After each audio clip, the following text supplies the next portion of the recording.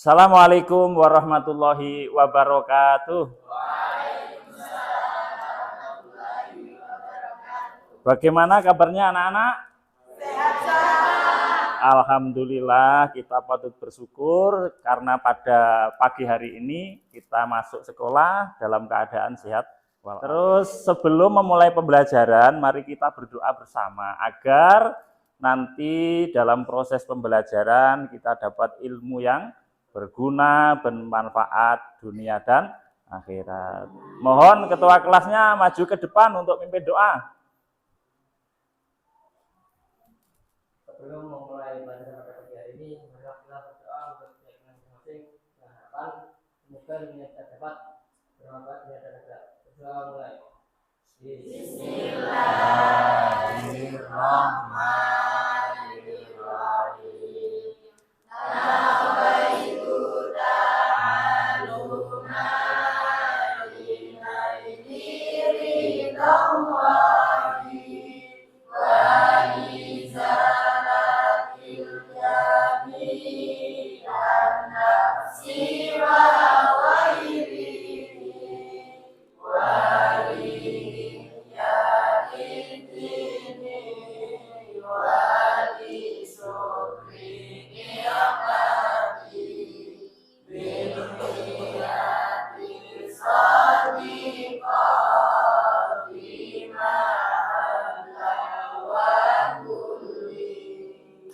Alhamdulillah bisa kembali ke tempatnya untuk ketua kelas. Alhamdulillah ini kita masuk di jam yang pertama. Ini akan saya absen, saya panggil satu persatu ya. Pertama Abdul Munib Natra Pawira. Hadir. Yang keras ya. Yang kedua saya Elda Rahmadina Putri. Hadir.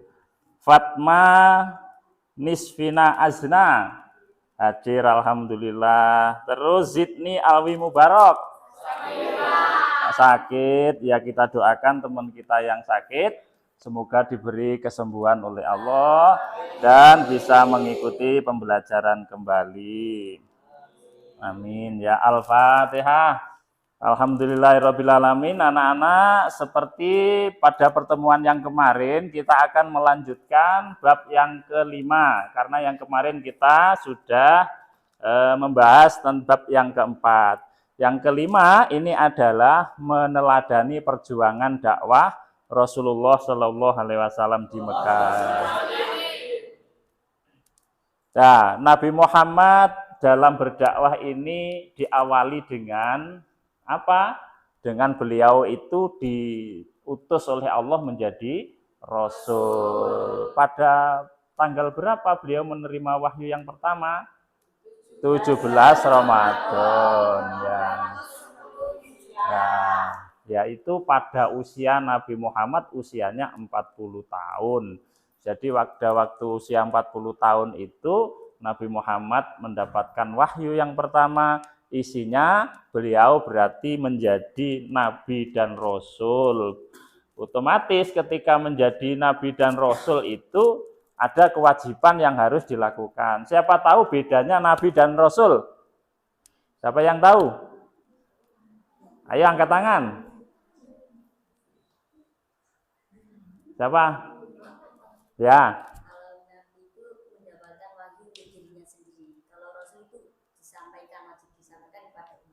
Nah, bagus. Jadi itu bedanya ya. Kalau nabi itu mendapatkan wahyu, tapi tidak wajib menyampaikan kepada umatnya. Tapi rasul itu wajib, sama-sama mendapatkan wahyu dan wajib menyampaikan kepada umatnya. Kalau rasul itu jumlahnya berapa? 25. Kalau nabi itu banyak sekali. Jadi tidak puluhan bahkan ratusan. Jadi itu anak-anak, Nabi Muhammad pertama kali mendapatkan wahyu ketika berusia 40 tahun. Sedangkan Nabi Muhammad dalam berdakwah itu tidak serta-merta mendapatkan dukungan. Jadi karakter bangsa Arab bisa dilihat. Jadi asal-usul dari keturunan penduduk Jazirah Arab itu ada dua. Yang pertama adalah Qottoniyun, Ini berarti kaum-kaum Qoton yang menduduki Jazirah Arab wilayah selatan. Sedangkan yang kedua adalah Adnaniyun. Adnaniyun itu kelompok masyarakat golongan yang keturunannya Nabi Ismail bin Ibrahim. Itu menduduki wilayah Jazirah Arab bagian utara. Tapi dia bisa berkolaborasi, bisa bersatu, saling tukar tempat.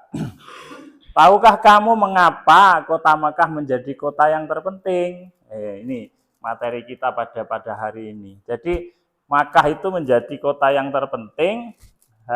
Hal ini dikarenakan Makkah pada waktu itu dilalui jalur perdagangan. Jadi pekerjaan atau pegawainya di sana, pekerjaan rutin, pekerjaan masyarakat di Makkah itu didominasi oleh perdagangan. Jadi kalau dulu di Indonesia belum terkenal ekspor impornya, kalau di sana sudah.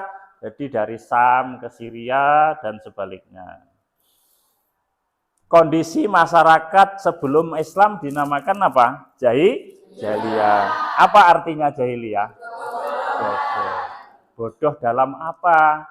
Dalam apa? Dalam moral, dalam agama. Tapi di dalam perdagangan, di dalam kemasyarakatan, di dalam sosial itu tidak bodoh mereka. Sudah banyak yang pandai membuat syair, pandai membuat puisi, dagangannya juga maju. Tapi bodoh dalam hal agama. Maka ini tugas berat Nabi Muhammad.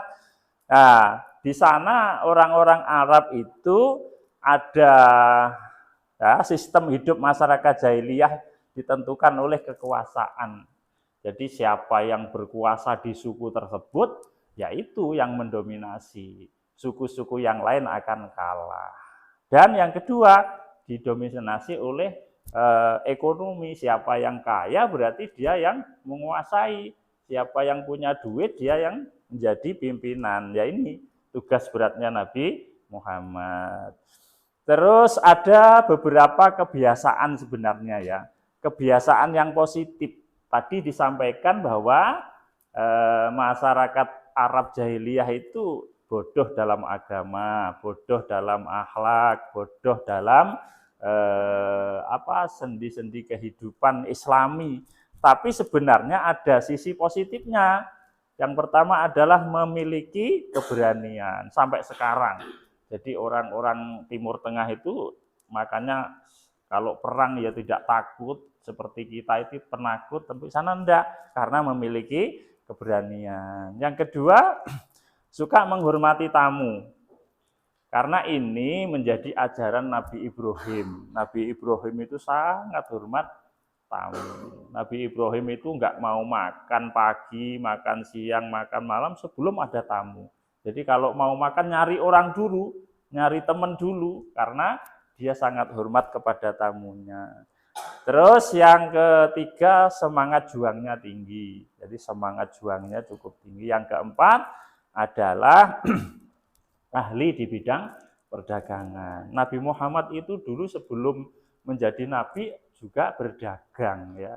Ini Nabi Muhammad berdagang, miliknya dagangannya siapa? Siti Khadijah calon istrinya. Istrinya kaya raya, dia punya dagangan yang harus didagangkan di luar negeri. Nabi Muhammad itu yang menjalankan. Nah ini kita masuk kepada substansi dakwah Rasulullah Shallallahu Alaihi Wasallam di Makkah. Nabi Muhammad itu mendapatkan wahyu, substansi dakwahnya harus mengajarkan tauhid. Apa tauhid itu? Mengesahkan kepada Allah, memperbaiki akhlaknya masyarakat Arab karena jahiliyah tadi akhlaknya sudah bejat, mabuk-mabukan, judi dan lain sebagainya. Kalau anaknya perempuan yang lahir ini dibunuh karena apa? Ya, mungkin pendapatnya mereka itu nanti tidak bisa menjadi penerus perjuangan. Terus menegakkan keadilan dan persamaan derajat. Jadi sana itu memang sangat dikuasai oleh orang-orang suku Quraisy pada waktu itu. Yang lain dinomorduakan, bahkan ditinggalkan. Yang terakhir mengajarkan adanya hari kiamat, hari akhir kematian. Ini sangat diajarkan oleh Nabi supaya apa? Hidup itu ada batasannya, kesenangan ada batasannya, foya-foya ada batasannya. Nah, Nabi Muhammad dalam menjalankan dakwahnya tadi sudah sampaikan tidak serta-merta mendapat dukungan.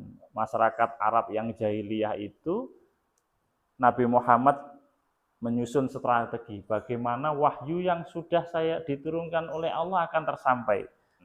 Terima kasih. Ini sudah materi kita sampaikan, anak-anak sudah memahami. Ini tugas kelompok dulu ya. Jadi dibagi 3 kelompok. Kelompok A, kelompok B, kelompok C. Untuk mengerjakan tugas dari materi ini. Ya, monggo dibagi kelompoknya. Ini ya, dibagi ya. Ya, sudah. Ini berarti kelompok A, kelompok B, dan kelompok C yang belakang. Oke, selesai tugasnya. Saya lihat dulu ya kerjaannya.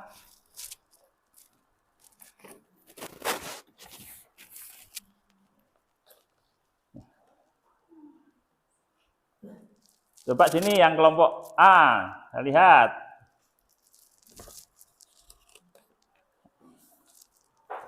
Ya, sudah bagus, tapi masih ada beberapa yang perlu dikerjakan. Yang B sini.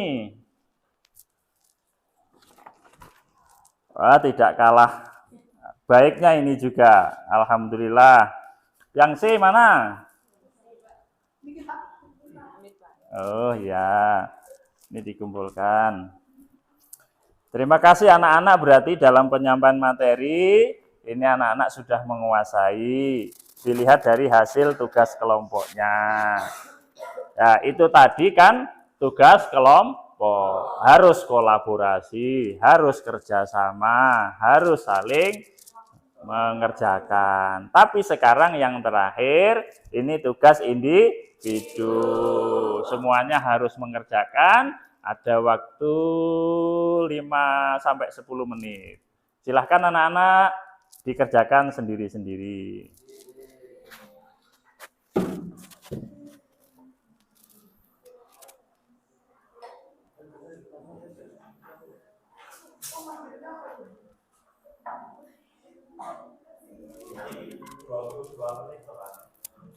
Ya, sudah ya, selesai ya. Nanti dikumpulkan di ketua kelas. Nanti saya nilai dan saya bagikan untuk pertemuan yang akan datang. Alhamdulillahirabbil alamin. Pertemuan pada hari ini bab yang kelima sudah selesai. Begitu tadi betapa perjuangan dakwah Rasulullah yang sangat berat. Intinya juga kita patut teladani. Dari materi ini tidak sekedar memahami, tidak sekedar membaca, tapi lebih dari itu anak-anak harus meneladani dakwah Rasulullah Shallallahu Alaihi Wasallam. Terima kasih anak-anak. Mari kita membaca Alhamdulillah bersama-sama. Alhamdulillahirabbil alamin. Terima kasih. Selamat berganti pelajaran. Untuk kita nyambung kembali kepada materi PAI, kita bertemu kembali di pekan yang akan datang. Terima kasih dan mohon maaf. Saya akhiri. Assalamualaikum warahmatullahi wabarakatuh.